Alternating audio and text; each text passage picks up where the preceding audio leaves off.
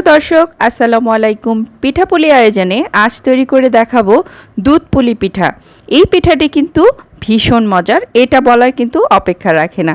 তবে কিছু ভুলের কারণে কখনো পিঠাগুলো খুব শক্ত হয়ে যায়, আবার নরম হয়ে ভেঙে যায়। আমি আজকে আপনাদের পারফেক্টভাবে কিভাবে দুধ পুলি পিঠা তৈরি করতে পারবেন সেটারই রেসিপি করে দেখাবো। তো চলুন কথা না বাড়িয়ে রেসিপিটি শুরু করা যাক। আমি এটার একটা পুর তৈরি করে নিব, সেজন্য এখানে 1 টেবিল চামচের মতো ঘি অথবা বাটার অ্যাড করে দিলাম। সাথে যোগ করে দিলাম 1 কাপ পরিমাণ কোরানো নারকেল। আপনারা চাইলে যেটা ড্রাই আছে সেটা ব্যবহার করতে পারবেন। মিশিয়ে দিলাম 1/2 কাপ পরিমাণ খেজুরের গুড়। এটাকে দিয়ে ভালো মতো একটু টেলে নিচ্ছি।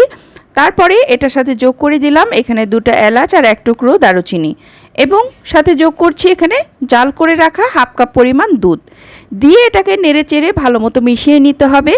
তারপরে এটার সাথে আমি যোগ করে দেব 1/3 কাপের মতো মাওয়া অথবা পাউডার দুধ। আমি এখানে পাউডার দুধটা অ্যাড করেছি। তো দেখুন এটা রাতে রাতে কিন্তু আমাদের ড্রাই হয়ে এসেছে। এ পর্যায়ে আমি এটা চুলো থেকে নামিয়ে নিচ্ছি। এখন আমি পিঠার যে তৈরি করার জন্য এটার কাইটা তৈরি করে নেব। নিয়ে নিলাম এখানে 1.5 কাপ পরিমাণ পানি এবং সামান্য পরিমাণ স্বাদ অনুপাতে লবণ। এটার সাথে এখন আমি সমপরিমাণ দিয়ে দিব চালের গুঁড়া 1.5 কাপ পরিমাণ। এটাকে দেওয়ার পরে ভালো মতো একটু মিশিয়ে নিতে হবে। তো আমি এটাকে ভালো মতো মিশিয়ে নিচ্ছি। তো এরপরে এটাকে আমি মৃদু আঁচে 5 মিনিট এটাকে কুক করে নিব। এটা ভালো মতো মিশে গেছে। এখন আমি এটাকে ঢাকা দিয়ে 5 মিনিট মৃদু আঁচে রেখে দিব। তো 5 মিনিট পরে আমি ফিরে এলাম। দেখুন এটা একদম কিন্তু স্টেবল হয়ে গেছে। এখন একটা বোর্ডের ভিতরে নিয়ে আমি কাইটাকে ভালো করে মথে নেব এটার পিঠার শেপটা বানানোর জন্য। তো আমার এটাকে খুব ভালো করে মথে নিচ্ছি। তো এই পর্যায়ে অনেক গরম থাকবে, সাবধানে আমাকে ভালো মতো মিশিয়ে নিতে হবে। তো দেখুন আমার এইটা কিন্তু ডোটা তৈরি হয়ে গেছে। এখন আমি একটা ন্যাকড়া দিয়ে এটাকে ঢেকে রেখে তারপরে এখান থেকে অল্প অল্প করে আমি এখান থেকে লেচি কেটে নিব। নেওয়ার পরে এখান থেকে আমি এখন বড় একটা রুটি করে নেব, তবে খুব বেশি পাতলা হবে না এই রুটিটা। এটা দিয়েই আমি একটা কুকি কাটার বা ডোনাট কাটার দিয়ে এখানে শেপ করে গোল গোল করে আমি এইটার পিঠা শেপগুলো তৈরি করে নিচ্ছি। তো এইভাবে আপনারা কিন্তু ছোট ছোট লেচি কেটেও তৈরি করতে পারবেন।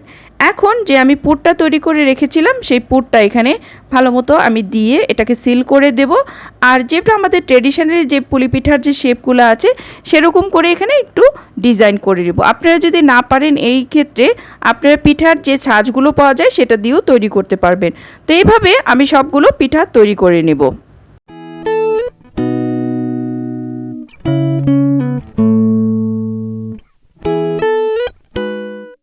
আমার সবগুলো পুলি পিঠা কিন্তু তৈরি হয়ে গেছে। এখন আমি এটার দুধের শিরাটা তৈরি করে নিব। এখানে নিয়ে নিয়েছি ফুল ক্রিম মিল্ক। আপনারা চাইলে স্কিম মিল্কটাও ব্যবহার করতে পারবেন, তবে ফুল ক্রিম মিল্কটা দিলে এটার স্বাদটা কিন্তু খুব ভালো আসে। দিয়ে দিলাম 2-3টা এলাচ এবং 1 টুকরো দারুচিনি। এখানে চাইলে আপনারা তেজপাতাটাও ব্যবহার করতে পারবেন। এ পর্যায়ে বলক চলে এসেছে। আমি পুলি পিঠাগুলো আস্তে আস্তে সবগুলো এভাবে দিয়ে দিব। এই পুলি পিঠা রান্না করতে কিন্তু খুব বেশি সময় লাগে না, 15 থেকে 20 মিনিটের ভিতরে কিন্তু রান্নাটা কমপ্লিট হয়ে যায়। তো আমি এভাবে এটাকে মিডিয়াম জালে আস্তে আস্তে করে হালকা হাতে নেড়ে দিব। সাথে মিশিয়ে 3/4 কাপের মতো খেজুরের গুড়, আর এটা স্বাদটাকে অ্যাডজাস্ট করার জন্য সামান্য পরিমাণ লবণটা আমরা দিয়ে দিলাম। যারা মিষ্টি খাবারে লবণ পছন্দ করে না তারা এটা স্কিপ করতে পারেন। তো এভাবে আমার রান্না করতে করতে 15 মিনিট বা 20 মিনিট লাগবে। তো এটা সেদ্ধ হতে যতটা সময় লাগে মিডিয়াম আছে। দেখুন আমি 15 মিনিট রান্না করে নিয়েছি, ঘনও হয়ে গেছে।